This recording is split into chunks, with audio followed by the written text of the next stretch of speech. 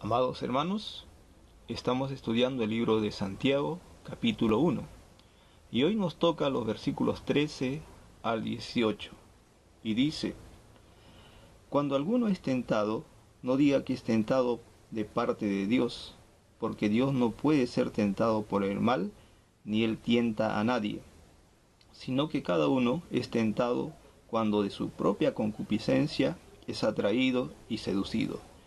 Entonces la concupiscencia, después que ha concebido, da a luz el pecado, y el pecado, siendo consumado, da a luz la muerte. Amados hermanos míos, no erréis.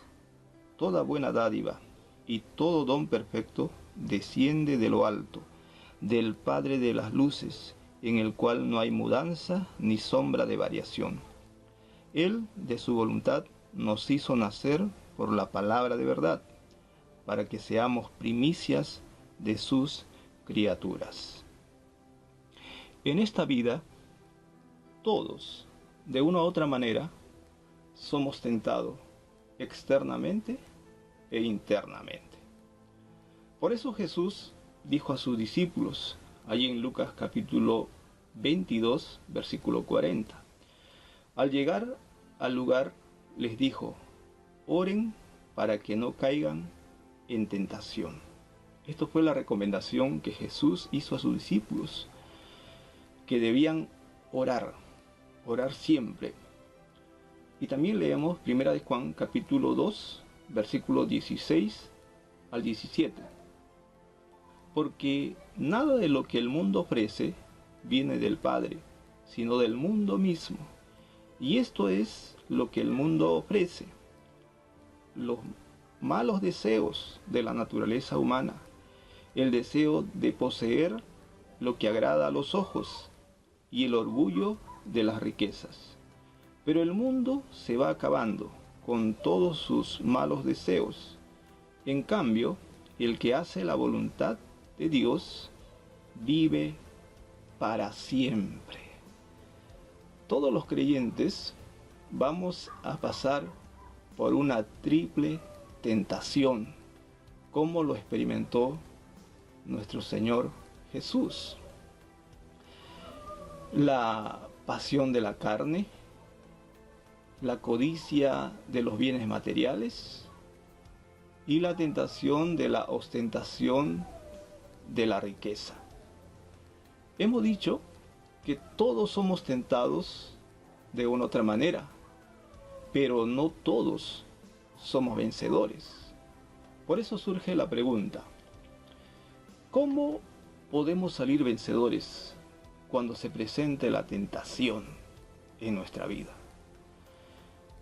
Santiago nos muestra 3 consideraciones que debemos tomar en cuenta si es que queremos salir vencedores cuando se nos presente la tentación.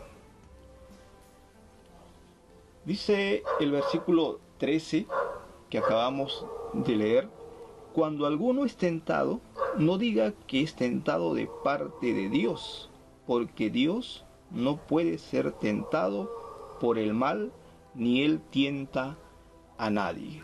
Dios no tienta a nadie.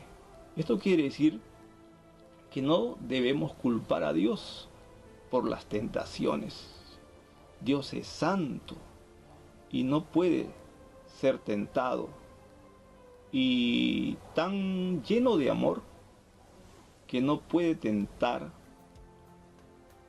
a otros. ¿Qué es la tentación?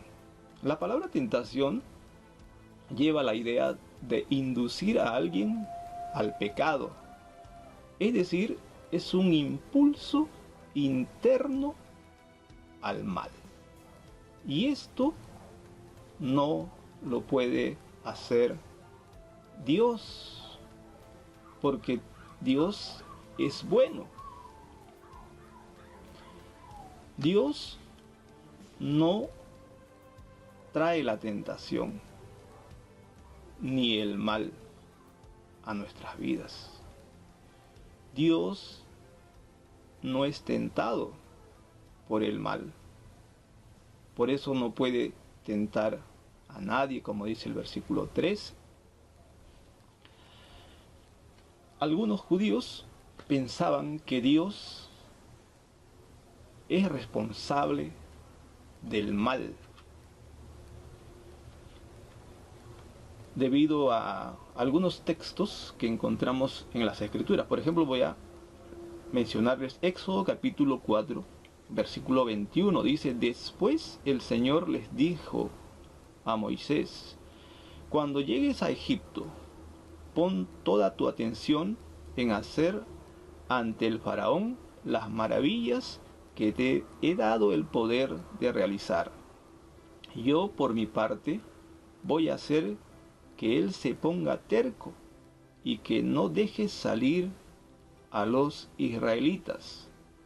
Romanos capítulo 9, versículo 18 dice: de manera que Dios tiene compasión de quien Él quiere tenerla, y también endurece el corazón a quien Él quiere endurecerlo. Por eso es que algunos creen que Dios es el autor del mal. Aún hoy en día podemos ver que ciertas personas piensan de esa manera respecto a Dios. Pero Dios no es el causante de ningún pecado. Dios sí nos prueba, como lo hizo con Abraham. Ahí en Génesis capítulo 22 podemos leerlo. Pero Él no puede tentarnos. Somos nosotros los que convertimos esos momentos de prueba en tentación. Así que, hermanos, quitemos de nuestro corazón alguna duda cuando se presente la tentación.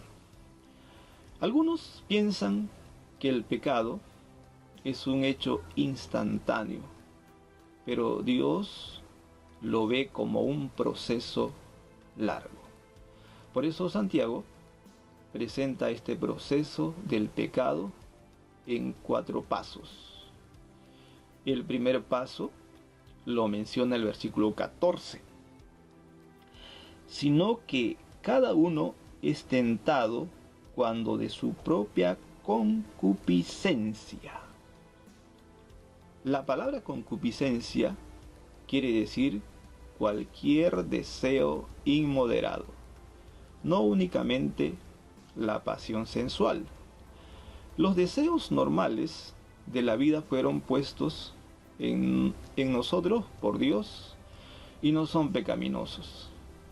Sin estos deseos no podríamos vivir. Por ejemplo, si no sintiéramos hambre, no comeríamos. Si no tuviéramos sed, no beberíamos y por ende moriríamos.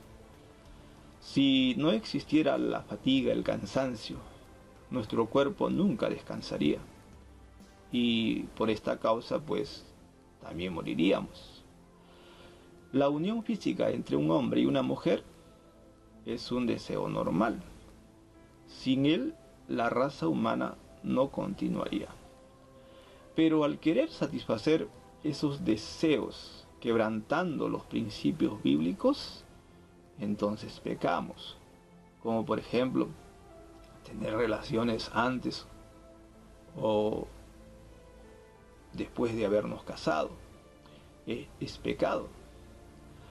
Por eso, estos deseos que están en nosotros no deben ser nuestros amos, deben ser nuestros siervos. Pero esto solamente se logra por medio de Cristo. Cristo tiene que ser el centro, Cristo tiene que gobernar nuestra vida. Dice Romanos capítulo 8, versículo 10. Pero si Cristo está en vosotros, el cuerpo en verdad está muerto a causa del pecado, pero el espíritu vive a causa de la justicia. El segundo paso. El primero es el deseo. Antes de pecar, nace el deseo. El segundo paso está en el mismo versículo 14. La última parte dice, es atraído y seducido. Ninguna tentación se va a mostrar como tal. Siempre va a parecer más atractiva de lo que realmente es. La palabra atraído encierra la idea de la carnada en una trampa. Y la palabra seducido en el griego significa cebar un anzuelo.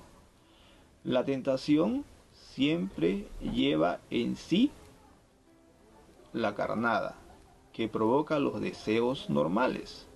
La carnada es lo que atrae a las personas.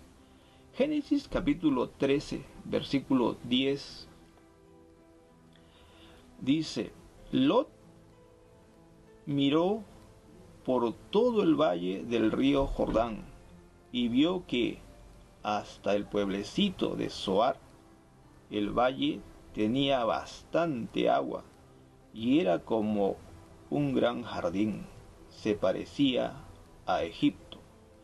Esto era así antes de que el Señor destruyera las ciudades de Sodoma y Gomorra. Lot tal vez nunca hubiera ido a Sodoma si no hubiera visto toda la llanura del Jordán, que era de riego. Eso lo atrajo tremendamente a Lot. La carnada hace que no veamos las consecuencias del pecado. El versículo 15 nos muestra el tercer paso antes de caer en pecado. Dice, entonces la concupiscencia, después que ha concebido, da a luz el pecado. La vida cristiana es un asunto de voluntad y no de sentimientos. Los sentimientos nos llevan muchas veces a cometer errores, pecados. Por eso no debemos dejarnos llevar por los sentimientos. No debemos vivir la vida cristiana siendo gobernados por los sentimientos. Entre más se ejercita la voluntad, por ejemplo, diciendo no a la tentación, Dios también nos ayudará a controlar más nuestra vida. Dice Filipenses capítulo 2, versículo 13, pues Dios, según su bondadosa determinación, es quien hace nacer en ustedes los buenos deseos y quien los ayudará a llevarlos a cabo. Dios es el que va a producir en nuestro corazón esos buenos deseos, pero los sentimientos nos llevan a desobedecer y por ende a pecar. El versículo 15, la última parte dice, y el pecado siendo consumado da a luz la muerte. La desobediencia siempre va a engendrar muerte y no vida. El pecado puede tardar muchos años en madurar, pero cuando sucede va a producir la muerte, esa muerte espiritual, esa separación entre Dios y nosotros, y a consecuencia de esa muerte ya no vamos a gozar de las cosas que son de Dios, nos van a parecer aburridas, no vamos a tener ya la alegría, el gozo de alabar, de predicar, de hacer las cosas que le agradan a Dios. Por eso Si solo creyéramos lo que la palabra de Dios nos dice en cuanto a esta tragedia, nos ayudaría a no ceder a la tentación. Cuando se presente la tentación en tu vida, hermano o hermana, quita la vista de la carnada y piensa en las consecuencias que traerá esa desobediencia, que es el pecado y la muerte. Romanos capítulo 6, versículo 23 dice: el pago que da el pecado es la muerte, pero el don de Dios es vida eterna en unión con Cristo Jesús, nuestro Señor. El versículo 17 de Santiago dice lo siguiente: toda buena dádiva y todo don perfecto desciende de lo alto, del Padre de las luces, en el cual no hay mudanza ni sombra de variación. Una de las tretas del enemigo, del diablo, de Satanás, es convencernos de que nuestro Padre, nuestro Dios, está en nuestra contra, de que no nos ama o no nos cuida. Génesis capítulo 3, versículo 1, versículo 4 y 5 dice: la serpiente era más astuta que todos los animales salvajes que Dios el Señor había creado, y le presentó a la mujer: así que Dios les ha dicho que no coman del fruto de ningún árbol del jardín. Versículo 4. Pero la serpiente le dijo a la mujer: no es cierto, no morirán. Dios sabe muy bien que cuando ustedes coman del fruto de ese árbol, podrán saber lo que es bueno y lo que es malo, y que entonces serán como Dios. Cuando Satanás se acercó a Eva, le insinuó que Dios no le amaba, porque no le permitía comer de ese fruto prohibido. Así es el diablo, es mentiroso. Siempre ha tratado y ha buscado la manera de engañar al hombre. A veces ha tenido éxito. En Mateo capítulo 4, versículo 1 hasta el versículo 3 dice: luego el Espíritu llevó a Jesús al desierto para que el diablo lo pusiera a prueba. Estuvo 40 días y 40 noches sin comer, y después sintió hambre. El diablo se acercó entonces a Jesús para ponerlo a prueba, y le dijo: si de veras eres hijo de Dios, ordena que estas piedras se conviertan en pan. Satanás tentó a Jesús suscitando la cuestión del hambre. Y le dijo: si tu padre te ama, ¿por qué tienes hambre? Esto justamente pasa muchas veces en nuestra vida. Muchas veces pensamos o a veces escuchamos voces que nos dicen como si tú, siendo hijo de Dios, siendo creyente, estás pasando por esta situación difícil. Pero Dios es bueno. Esto tenemos que poner en nuestro corazón. Dios es bueno. Y cuando esto ponemos en nuestro corazón, va a ser una pared que nos va a proteger para no caer en tentación. Es mejor padecer hambre dentro de la voluntad de Dios que estar saciado fuera de la voluntad de Dios. Santiago va a presentar en este versículo 4 aspectos de la bondad de Dios. Primero va a decir que Dios solo da buenas dádivas, buenos regalos. Todo lo bueno de este mundo proviene de Dios. Lo segundo es que es buena la manera en que Dios da. Cuando Dios da, lo hace en gracia y amor. Tercero, Dios da con constancia. La palabra desciende de lo alto por el tiempo presente del verbo, lleva la idea de que sigue llegando.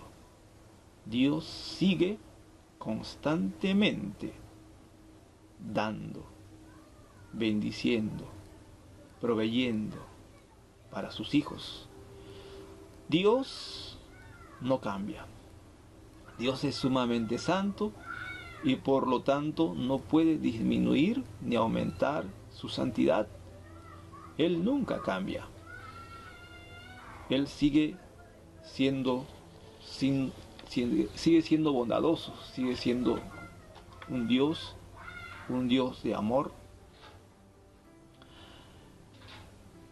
Dios siempre nos va a otorgar lo que nosotros necesitamos. Dios nunca dejará de ser bueno. Él no va a cambiar esto. Por lo tanto, nunca debemos dudar de su amor o de su bondad. Cuando nos encontremos en dificultades o tentaciones.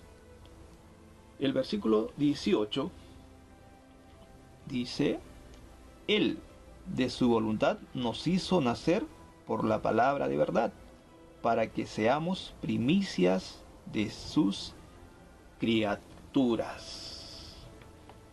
Primicias de sus criaturas. Dios solo trae lo bueno a nuestras vidas. Su mayor bendición es la nueva vida que nos da. Esa nueva vida tiene ciertas características que Santiago lo va a mencionar. Primeramente va a decir que es divino.